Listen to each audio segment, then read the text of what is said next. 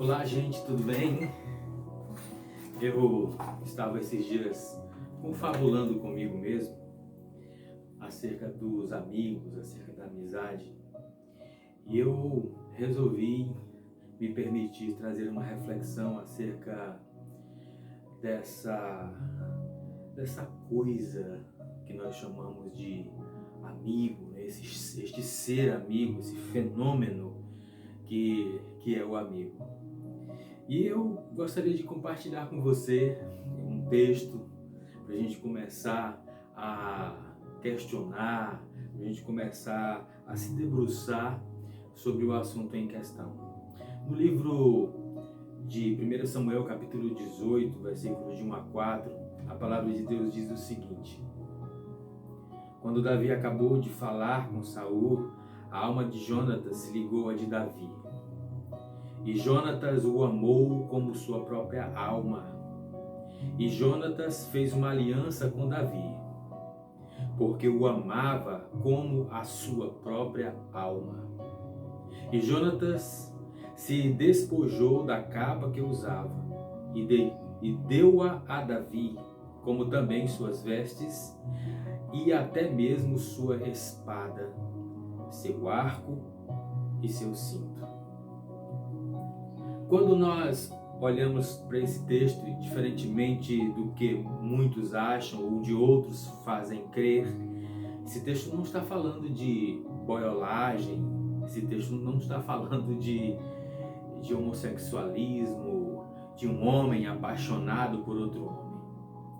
Se você pegar esse texto analisando ele de uma forma sucinta, fazendo uma exegese ou uma hermenêutica, procurando saber quem escreveu, quando escreveu, por que escreveu, qual era a historicidade ou a história do ambiente no qual ele escreveu e o que ele queria dizer quando escreveu, você vai perceber que dentro dessa análise criteriosa, o texto nada mais fala do que a amizade de dois homens. Uma amizade profunda, uma amizade sincera.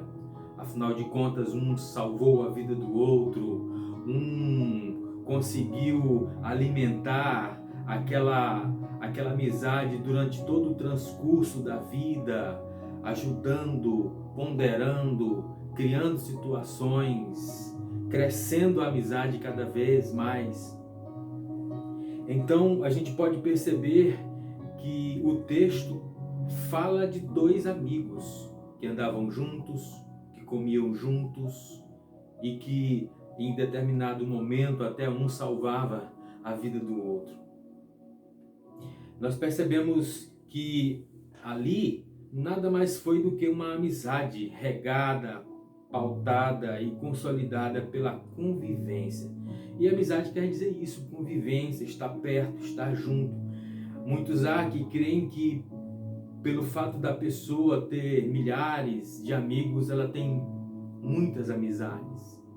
Os estudiosos dizem que quanto mais amigo no Facebook ou em outras plataformas você tiver, menos amigos você tem.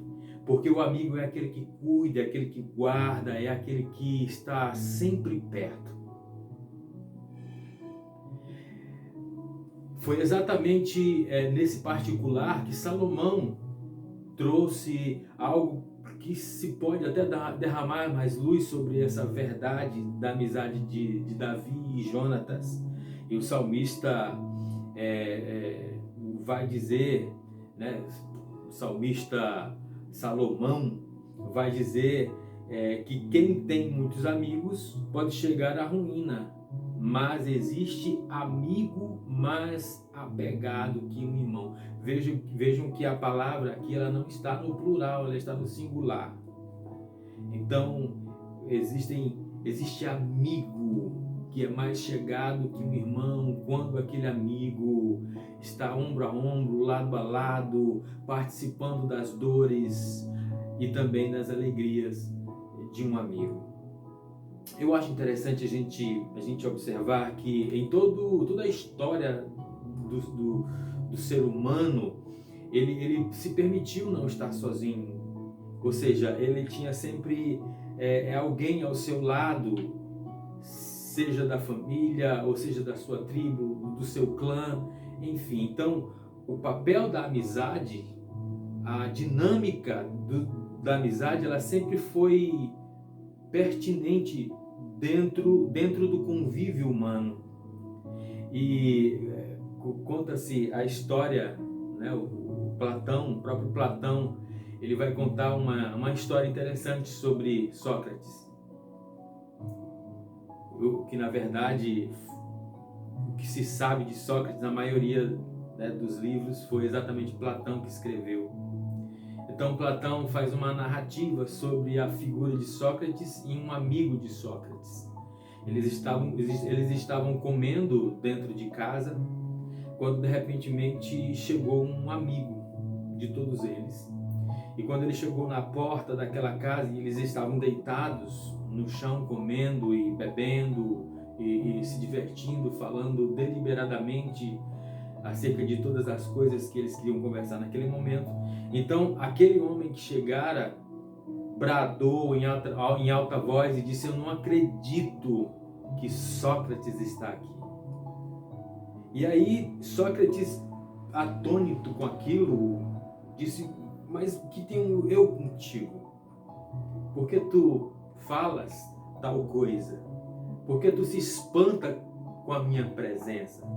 Então aquele amigo que estava ali disse: tu não lembras, Sócrates, de quando nós fomos para a guerra e eu fiquei para trás porque eu estava ferido, estava sangrando, e de repentemente você percebeu a minha ausência e voltou a quilômetros de distância, colocou-me em seus ombros e comigo as minhas armaduras e me levou até o lugar onde estavam todos os soldados.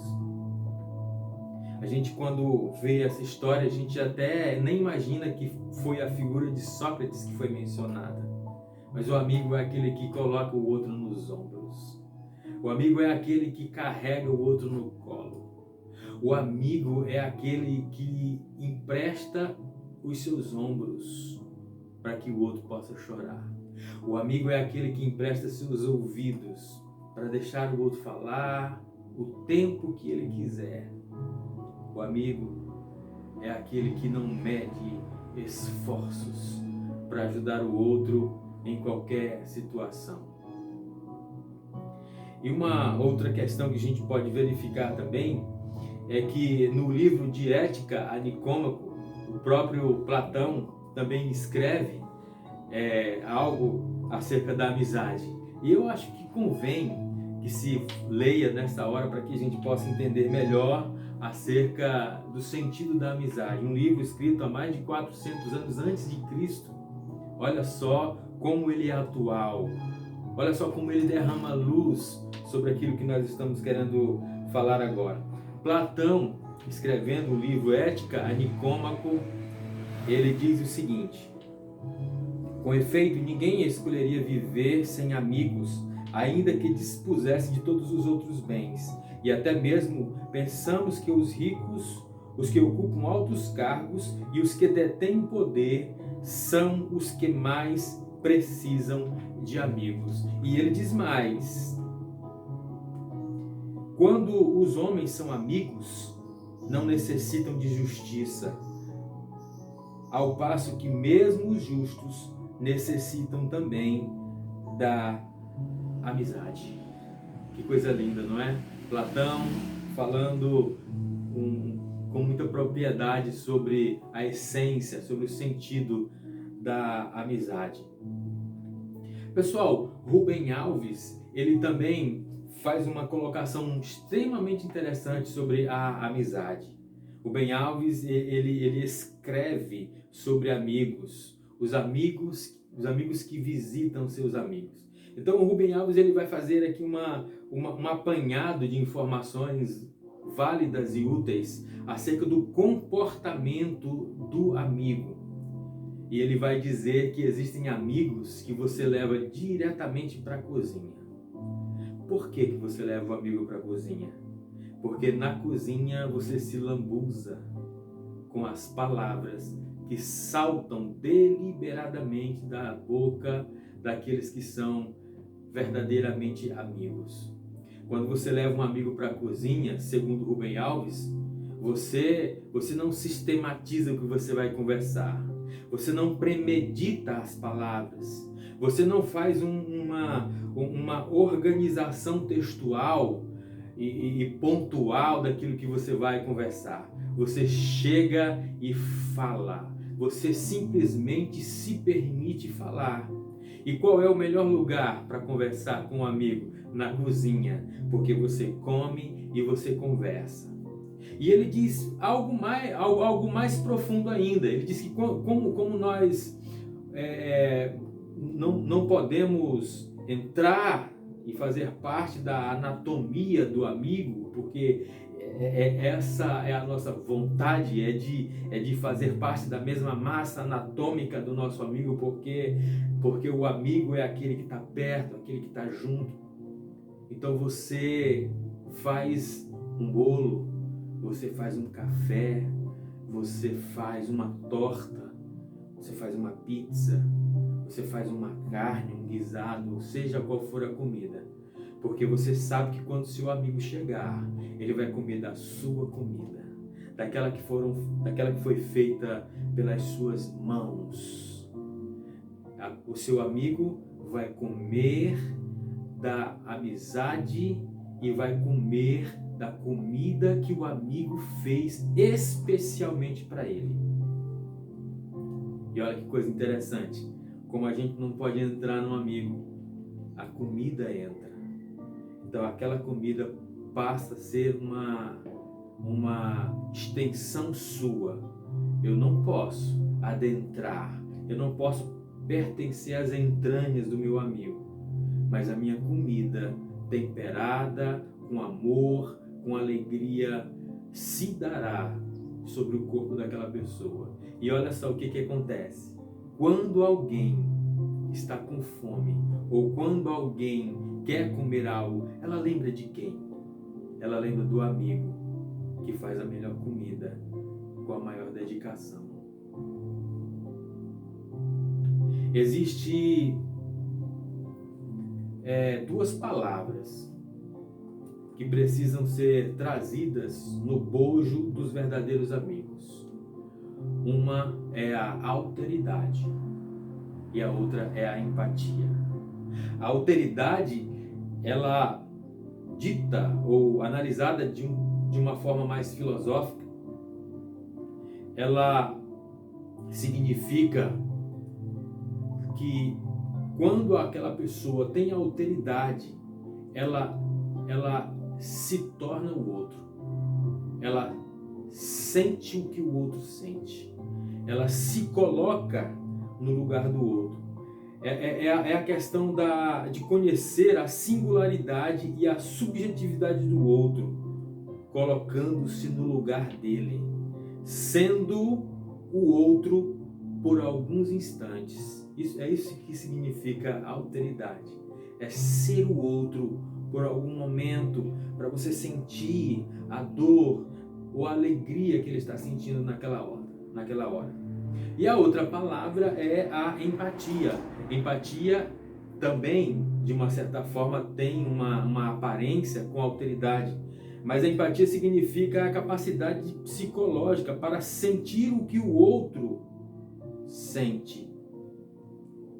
É sentir o que sentiria a outra pessoa, caso estivesse na mesma situação vivenciada por ela. Então aqui a gente percebe uma predisposição afetiva, né? Sentir o sentimento do outro, sentir a dor do outro também.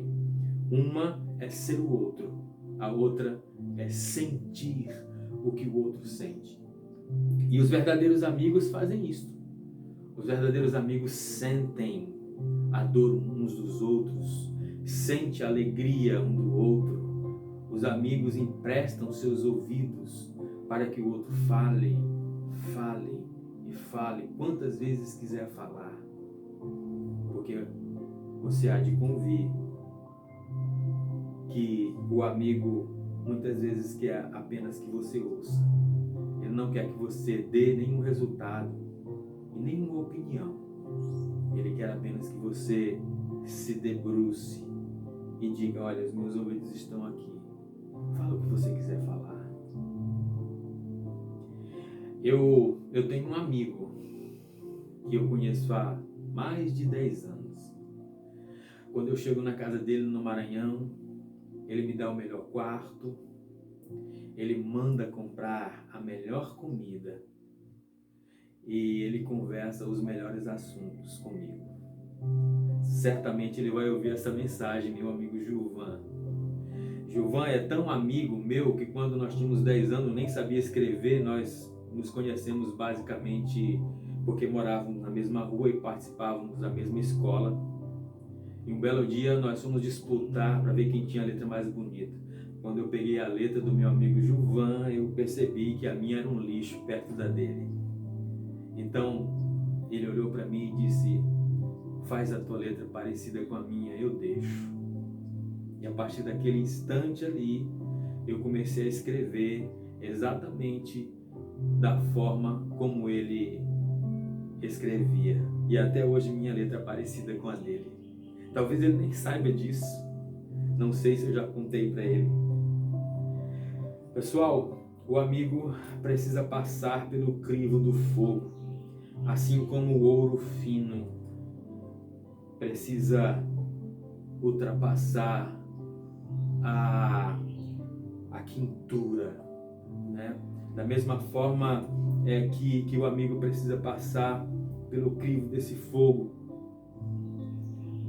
a amizade também precisa passar pelo fogo da crise.